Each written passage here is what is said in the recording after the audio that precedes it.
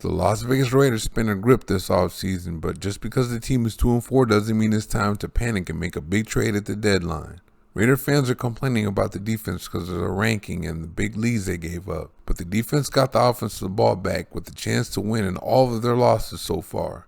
It's been key offensive players taking turns making key mistakes to lose. Going 3 and out with 3 incomplete short passes when you have a big lead doesn't help the defense either. Time doesn't come off the clock and the defense gets tired from going right back onto the field so quickly. That's coaching, but don't worry, it's all coming together. Not because the Raiders just beat the Houston Texans. That's just the way it is with the new team and coaches. The new regime appears to have learned a bit from this situation. Those of you that have been watching my videos know I said they need to pick up Josh Jacobs' 5th-year option.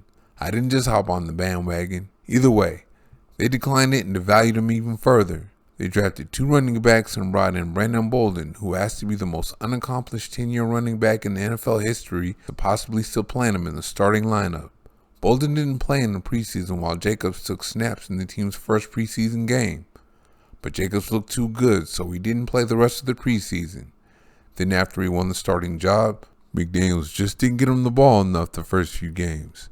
It was as if he didn't bother to watch tape of the 1,000-yard seasons he had in his first 2 years or the stretch where he literally ran the Raiders into the playoffs last year. Then in week 4, McDaniels finally made it a priority to feed Jacobs, and boy has it worked out. Jacobs just rushed for over 140 yards for the 3rd straight game. The Raiders now know Jacobs is a big part of this thing going forward. The Raiders always knew Davante Adams was going to be a big part of this thing. That's why they traded those draft picks for him. He's the best receiver in the game, so he quickly became the face of the franchise and the identity of the offense. That's why Jacobs was among the league's leaders running into 8-man boxes last year, but not so much this year. Opposing defenses are scared to death of Adams, so they keep an extra guy on him. Adams is the ultimate table setter as his fellow receivers catch more passes, and Jacobs has an easier time running the ball with him on the field. But at the same time, the Raiders are learning how to keep him in the game plan even when the defense is trying to take him away. That's why he went from 141 yards in week 1 to 12 and 36 in weeks 2 and 3. Adams has been at least over 95 yards since then because the Raiders now know how to use him lined up in different spots.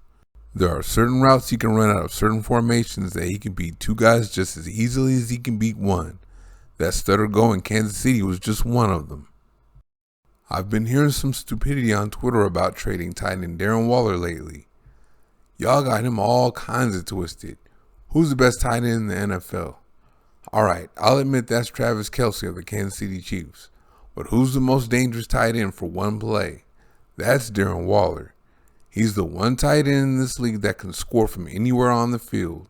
Most corners can't run with him on top of him being too big for DBs and too fast for linebackers. He runs routes like a receiver too, as that's what he played in college. McDaniels knows how to use him too, as he already had Rob Gronkowski. He dialed up some deep shots for him before he strained his hamstring too.